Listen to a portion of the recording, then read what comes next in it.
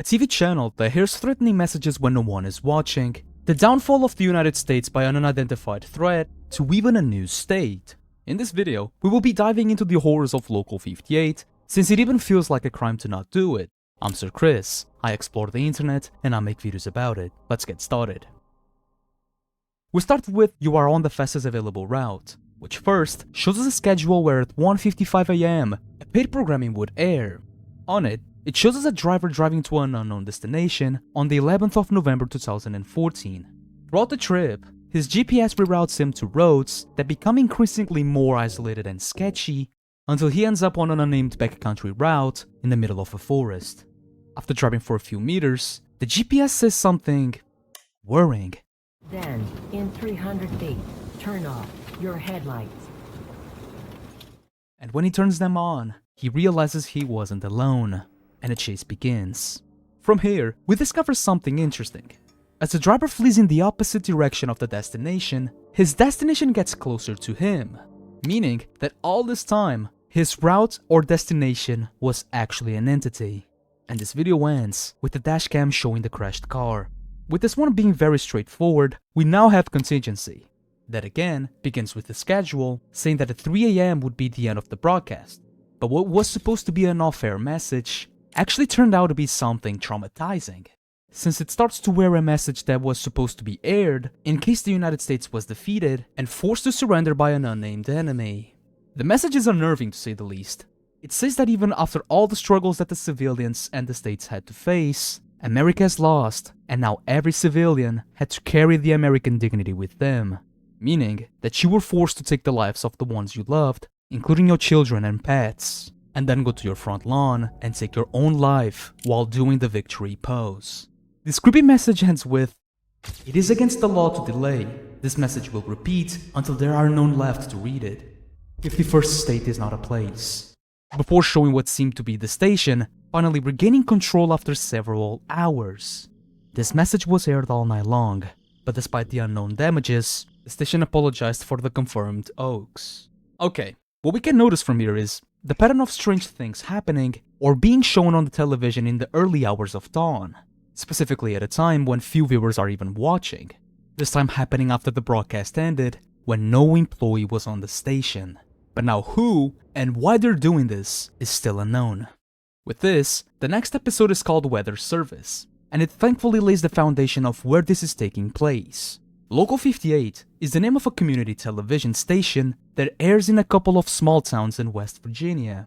When showing the schedule for that night, the schedule is interrupted by an alert message from local authorities warning about a dangerous meteorological event in which all civilians are advised not to watch it. But at 2 AM, another message appears, and this is where things start to get confusing. The second message tells civilians to stay inside and not to look at the sky, which then goes on to say that it was actually safe and that we should go outside immediately. Why were they in a hurry? After the previous hijackings, the Local 58 team seemed to have learned its lesson, because this time, someone was at the station ready to fight back.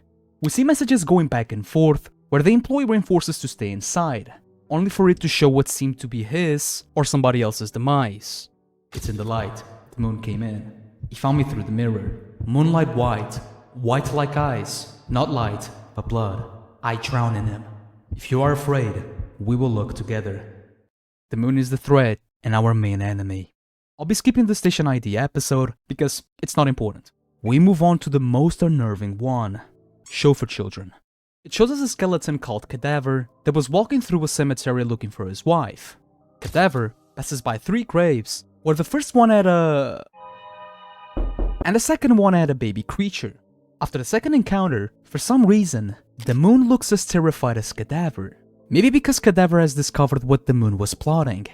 Cadaver eventually enters the last grave, which leads him to a cave where he finds his last resting place, before getting killed by, you guessed it, the moon, and the video ends. Intentionally or not, this episode only confirms how deadly the moon is, and why would someone choose 4:15 AM to air a supposed kids show? It even seems like the entity has learned from his past mistake, and this time it tried something not as bold as the previous one. A look back is as important as the station ID.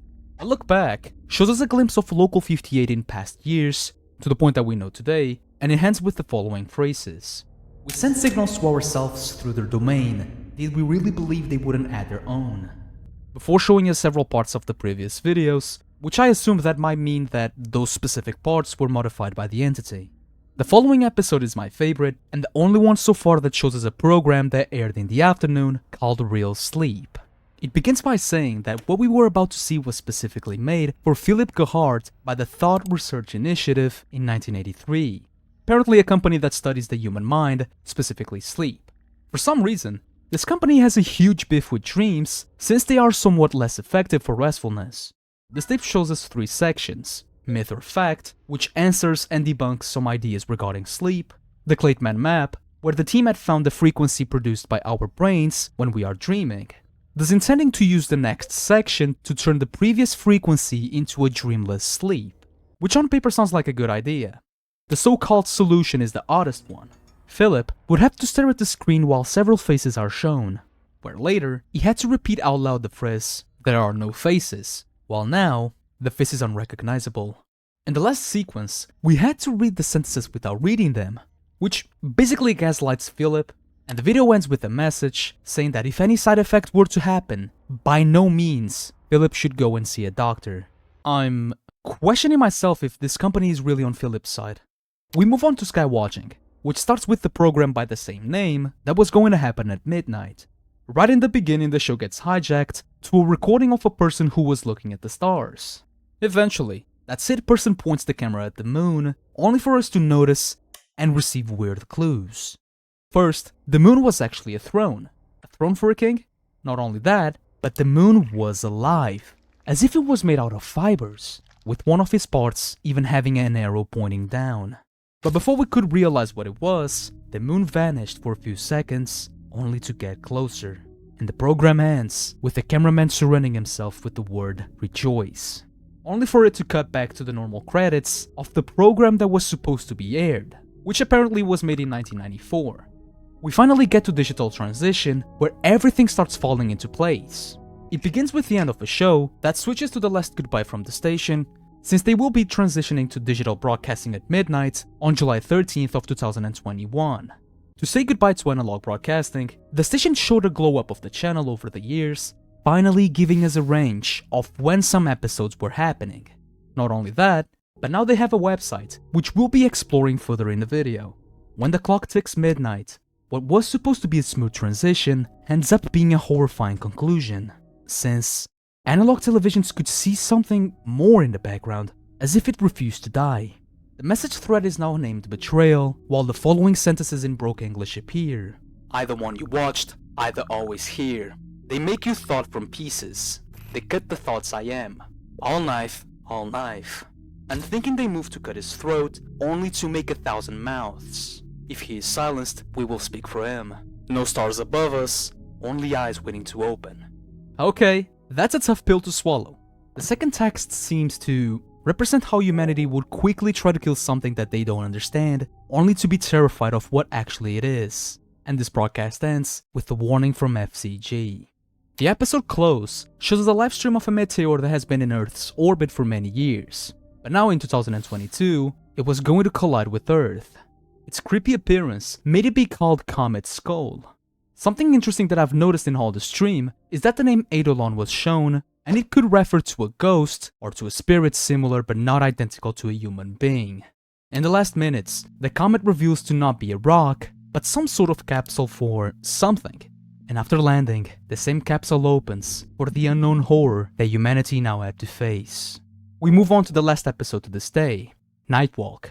As in the analog broadcasts, this episode shows us the channel's new schedule, this time airing a program that was made in 1977 by the same name. It talked about the most haunted county in the USA, Mason County, which is a home to various supernatural occurrences. That episode focuses on a recent urban legend that exploded in popularity. A mysterious woman who first appeared in a police sketch of potential witnesses of a homicide at the Maple Grove University in 1961. The woman was 6 feet tall and was always seen staring at the night sky in profile. On the night of the murder, when police tried to approach her, she simply walked back into the darkness without breaking eye contact with the sky, only to disappear without a trace. She would be seen 24 times in total around Mason County, but until this day, that woman was never identified. It then cuts to a recording of a camcorder in 1996 of a man who had found the supposed urban legend. Intrigued and frightened, he tries to talk with her but was unsuccessful, until he pointed the flashlight at her, only to notice that she was not a human. The man quickly tries to run away, but his fate is undetermined. And this episode ends with the following phrase: "A predator cannot differentiate between prey and accomplice. Safety in numbers." Okay, so with this video, we realize that entities have been around West Virginia dating back to 1961. But now how much chaos she or they have brought is unknown. Before we try to put all the pieces together, we still have to look at the website. I cannot start without saying thank you to whoever made the Local58 page on Game Detectives. It was a huge help. If we search for local58.tv, we can see the website of the TV station. Can we just stop for a second to appreciate how good it looks? Okay, time's up. On this website, there are several hidden pages. If we click on 1999, it shows us the early stages of the website that had a page talking about a vestigial low-band filter. I don't know anything about this, but the only thing I know is that without this, analog transmission wouldn't be possible. However, on the repair and maintenance section, there's a curious phrase: "Tampering with the vestigial low-band filter is forbidden by law."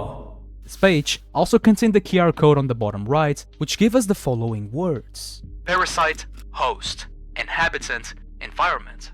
On the 23rd of September of 2021, after Local58 posted a tweet, a new image was added to the website, which was only accessed by failing to reach a page, which talked about home video recording systems. Again, at the bottom right, the television had another QR code that had the last phrase we saw on Night Walk, and an ominous text on top of it: "Before the gilded doorsill of our master's silent house, we lift our mortal eyes along its wide forgotten stair, and fix them there upon an empty throne." Clearly this is about the comet Skull and the Moon. 7 days later, another new image was added, which was highly glitched, but in it, we can see the initials of TRI, the Thought Research Initiative from the video Real Sleep. There was also a page of what appears to be a conversation between two detectives talking about a TV station. If that supposed TV station was Local58 or not, we don't know. And finally, in 1991, if we get the link wrong again, a page appears with stacked text at the bottom, which by copying and pasting it, it says, "Beyond a certain point, watching is no different from doing." I love Local58, but man, this series leaves us with more questions than answers.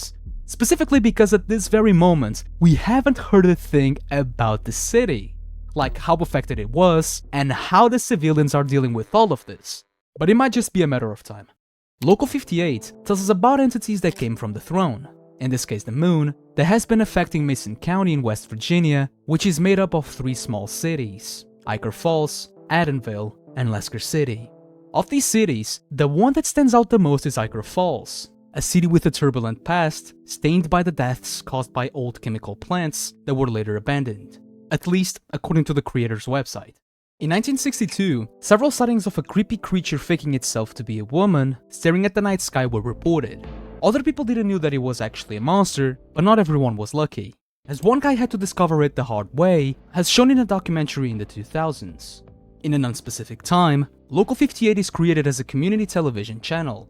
The first hijacking from these paranormal entities happened on the 14th of May of 1975, about the fake downfall of the United States by an unknown enemy, thus presenting what I believe to be the country's omen.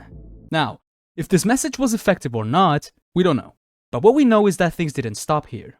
In 1977, during the early hours of the morning, what was supposed to be a kids show ended up being a modified version made by the same entity, in which the main protagonist, called Cadaver, ends up giving into despair after seeing the horrors that the earth had lying underneath, thus crawling himself into a cave and lying down in a grave, doing the victory pose as shown in the Oaks video, thus surrendering and dying to the moon, giving those who were awake in the middle of the night something to be terrified of.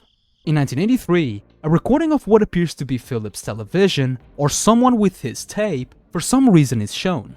This tape was made by a company called Thought Research Initiative that for some reason has a huge beef with dreams, thus using the third sequence to cause nightmarish side effects on its users, so much so that they literally tell you not to go and see a doctor.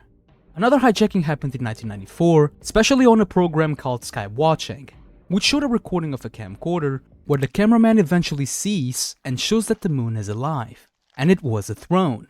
Now for who, we don't know. Between 2003 to 2011, a dangerous meteorological event occurs in which civilians in the area are advised to stay home. The entity wanting the opposite hijacks the message to make them go outside and to stare at the throne. But now, the station wouldn't go down without a fight. In 2014, again, in the middle of the night, a recording of a dashcam was shown. In it, we can clearly notice that in this world, the moon messes with other technologies. Where with that, the GPS redirects our driver several times until he ends up in a forest, thus being his destination, a creature in the woods. With the regulations from the FCG, forcing every analog broadcasting channels to transition to digital, Local58 was no different. All of this culminates to the Operation Close, where a meteor that was already in Earth's orbit ends up colliding with Earth in 2022, revealing it to be a capsule. The king has finally arrived. Now, remember that one phrase that the website told us? Beyond a certain point, watching is no different from doing. This, the combination of the weird hijack timings, plus the safety in numbers message, makes me think that the moon only hijacks in the middle of the night, since those who are awake at that time are more mentally weak and completely alone. And by simply watching, you're doing exactly what the entity wants. It wants you to destroy your own unconsciousness, to go outside, to stare at the moon, and eventually die, slowly giving yourself away until it is too late. And here is where the clues end for now.